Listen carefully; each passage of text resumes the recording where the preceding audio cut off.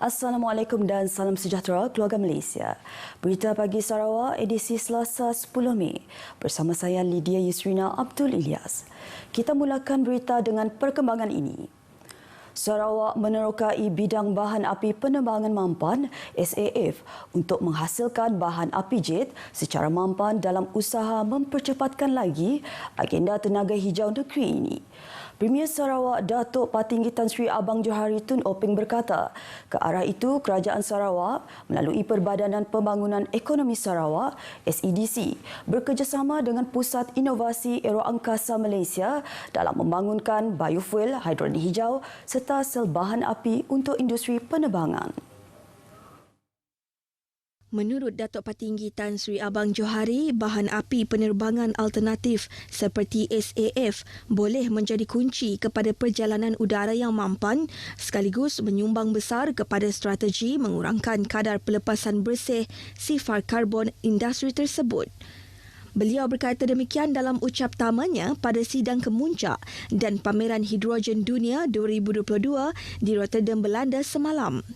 Sehubungan itu, Datuk Patinggi Tan Sri Abang Johari berkata Kerajaan Sarawak ingin bekerjasama dengan industri penerbangan serta industri marine ke arah mempercepatkan lagi usaha dan meningkatkan pembangunan SAF negeri.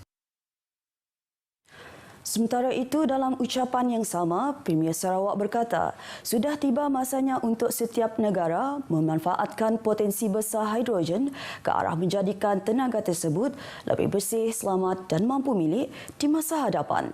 Datuk Patinggi Abang Johari berkata, beliau optimis jika semua pihak berusaha untuk mempercepatkan pasaran hidrogen dengan cara yang diselaraskan. Ia bakal membantu merangsangkan lagi pelaburan dalam membangunkan kemudahan serta infrastruktur bersepadu. Jelas Datuk Patinggi Tan Sri Abang Johari, langkah tersebut penting kerana ia sekaligus akan mengurangkan kos pengeluaran selain membolehkan perkongsian pengetahuan antara negara-negara yang terlibat.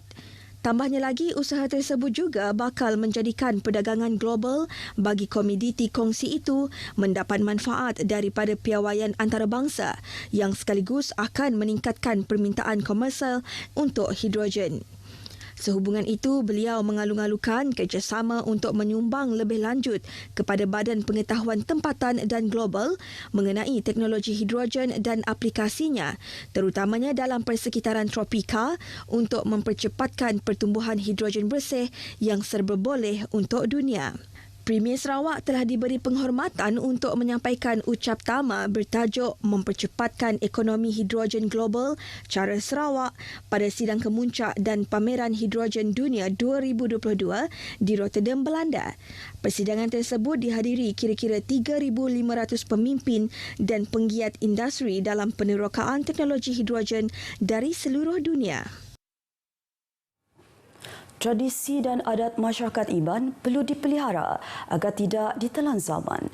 Ahli Parlimen Hulu Rajang, Datuk Wilson Ugak Kumung berkata, tradisi turun-temurun ini perlu dipelihara untuk rujukan generasi akan datang. Nak tinggal zaman leban Datuk nang kita mendak pengawak Datuknya bak dunia kemudian Datuk. Mayuh hana biak nak nemu maya bergawai. Mayuh hana biak nak nemu tusun gawai. Nyalai antik gawai itu nak direkod ke RTM. Nyau ada ketiban. Beliau menyatakan demikian ketika ditemui pemberita dalam upacara gawai Nimang Tuah baru-baru ini di Kapit.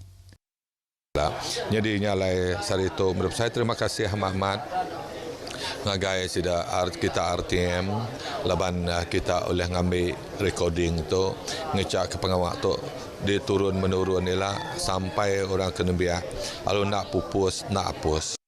Tambahnya lagi, gawai Nimang Tuah merupakan antara tradisi yang mendoakan kesejahteraan melibatkan semua sudut lebih-lebih lagi menjelang hari gawai yang bakal tiba. Pertandingan atau pekit kumbang gawai tidak sekadar menampilkan kecantikan atau perhiasan peserta semata-mata, malah ia turut merangkumi pelbagai aspek untuk dinilai. Namun bagi peserta, tujuan menyertai pekit kumbang gawai adalah untuk mempertingkatkan kefahaman dan jati diri sebagai anak Iban atau Dayak yang sejati. Bagi Eva Natasha Said, 25 tahun yang berasal dari Sungai Arif Balingian, percubaan pertama menyertai Pekit Kumang Gawai anjuran RTM Bintulu membuahkan hasil.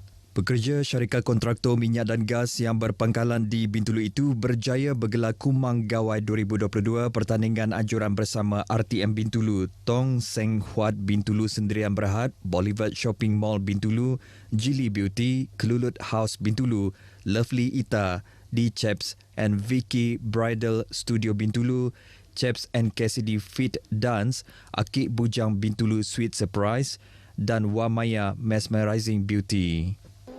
Aku ngau laban ku ka belajar penatai ku asal ku jadi aku ka rebek baru udah aku toilah ngambil ke berani nguji ngau pekit-pekit bakato ngambil ke kita nemu asal usul kita empu.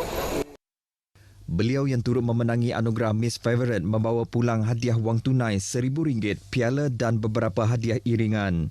Sementara itu, bagi pemenang tempat kedua, Tracy RM1 yang membawa gelaran Lulong 2022 menjadikan penyertaan pertandingan itu membantu usaha menurun berat badan. Laban ketika aku ngau orang pakai kumata aku nurun ke semuanya. Okey. Kelimpahannya nama ke buah kau orang. Laban bagi ku minat ngadat event kita. Gadis dari Rumah Ngumbang Jalan Bintulu Miri itu menyertai pertandingan tersebut untuk kali kedua pada tahun ini turut memenangi anugerah Ngepan Pemaduk Manah. Manakala bagi gadis kelahiran Cina Iban, Vivian Kwan pula memenangi tempat ketiga yang membawa gelaran Selinggar Matahari 2022. Laban aku bangsa Cina, sikap peserta bangsa Cina hari ni lah. Aku dekat nguji adat kita Iban lah. Aku kan nemu lagi siliap pasal Pekit Kumang. Ya alai ko join. Pertandingan akhir Pekit Kumang Gawai 2022 itu disertai 6 peserta dan diadili 5 hakim yang pernah menyertai pertandingan Kumang dan Keling Gawai di Bintulu sebelum ini. Operasi Raya Jabatan Bomba dan Penyelamat Malaysia bersempena sambutan Hari Raya Aidilfitri catatkan penurunan kes. Menurut Pengarah Bomba dan Penyelamat Malaysia, JBPM Sarawak, Datuk Hirudin Rahman, ia berdasarkan statistik tempoh masa yang sama tahun lalu iaitu 5 hari perayaan.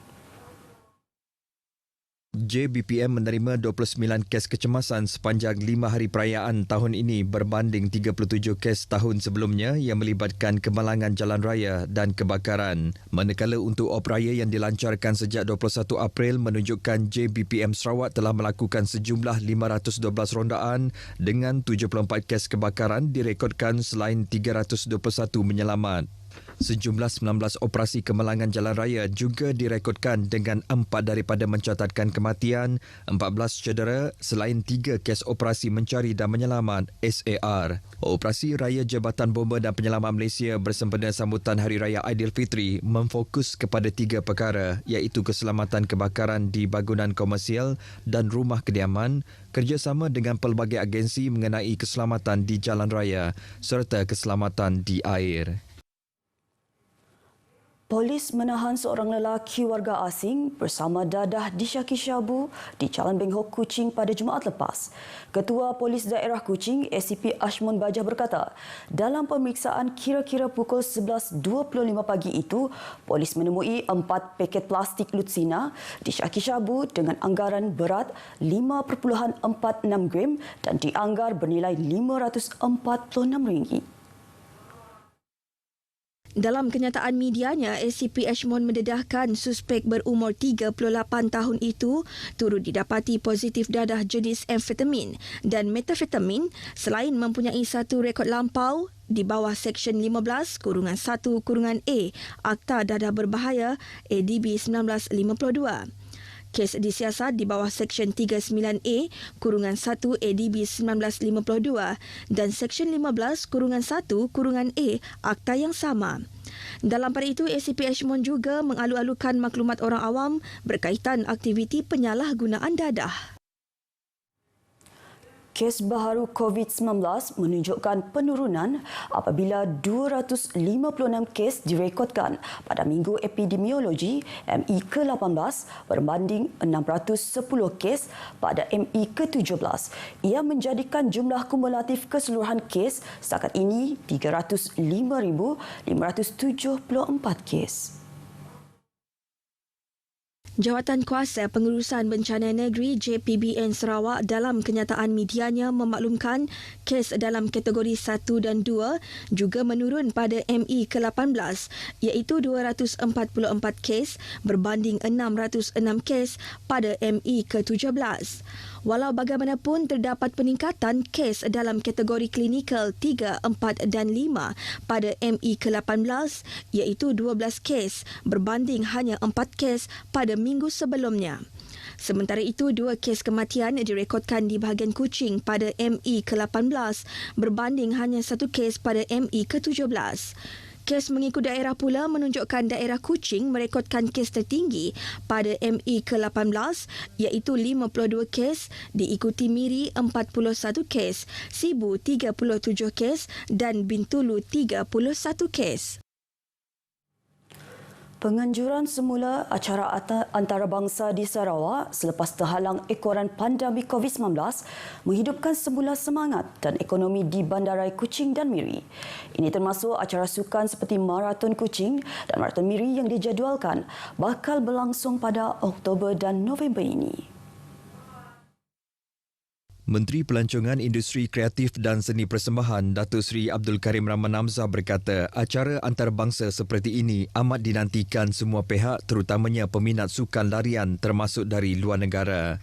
Katanya penganjuran terakhir Kuching Marathon pada 2019 juga telah menyumbang pendapatan ekonomi tempatan khususnya penginapan di hotel untuk lebih 10,000 peserta tempatan dan luar negara. Pada masa sama, ia menjadi ruang kepada semua pihak untuk bersukan bersama keluarga terutamanya untuk acara larian 5 km. Beliau berkata demikian di sidang media pembukaan penyertaan secara dalam talian untuk Kuching Marathon dan Miri Marathon 2022 di Kuching. Edisi ke-7 Kuching Marathon 2022 menawarkan 4 kategori iaitu 42 km, 21, 10 dan 5 km dengan menyasar penyertaan seramai 10,000 peserta. Manakala Marathon Miri 2022 yang merupakan edisi kelima menawarkan 3 kategori iaitu 5, 21 hingga 42 km dengan jangkaan seramai 9,000 peserta. Laluan Kuching Marathon akan bermula dan berakhir di Padang Merdeka.